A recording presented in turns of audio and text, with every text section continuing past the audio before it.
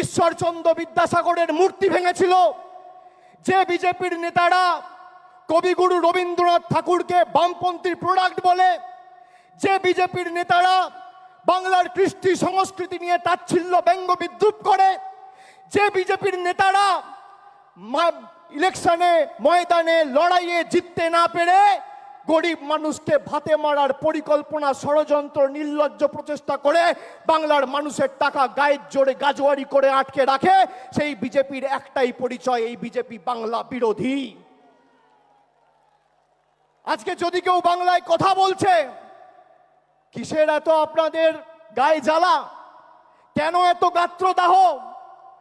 বাংলায় জিততে পারেননি বলে। আমি তো আগের মাসে সভা করেছিলাম ডায়মন্ড হারবার থেকে, বলেছিলাম 50 পেরোবে না বিজেপি। আমি রাজনৈতিক ভবিষ্যৎবাণী করি না, কিন্তু যদি ভবিষ্যৎবাণী করি ভেবে চিন্তে করি আর মানুষের উপর অগাধ আস্থা রেখে করি।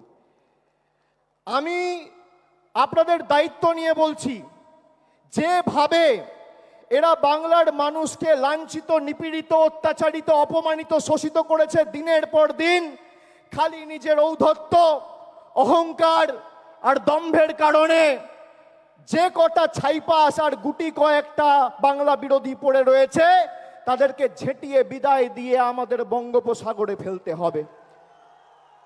আজ থেকে 32 বছর আগের 21শে জুলাই সচিত্র পরিচয়পত্রের দাবিতে 13 জন নিজের প্রাণ দিয়ে ভারতবর্ষের প্রতিটা মানুষের গণতান্ত্রিক অধিকার ফিরিয়ে দিয়েছিল। 2025-এর 21শে জুলাই আজও যদি ইলেকশন কমিশনের কারচুপি ঢুকতে তৃণমূল কংগ্রেসের কর্মী সমর্থকদের রাস্তায় নেমে প্রাণ দিতে হয়, আমরা দেবো। দরকার হলে মমতা বন্দ্যোপাধ্যায়ের অনুমতি নিয়ে দিল্লিতে বৃহত্তর আন্দোলন তৃণমূল কংগ্রেস করবে। বাংলার ভোটার লিস্টে আমরা কারচুপি করতে দেবো না।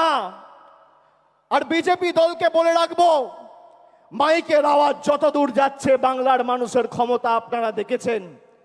100 দিনের গরিব মানুষের টাকা আপনারা গায়ের জোরে বন্ধ করে রেখেছেন।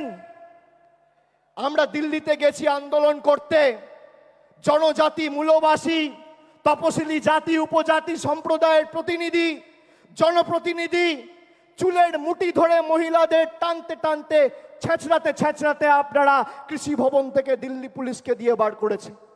তার জবাব পেয়েছেন 2024-এ।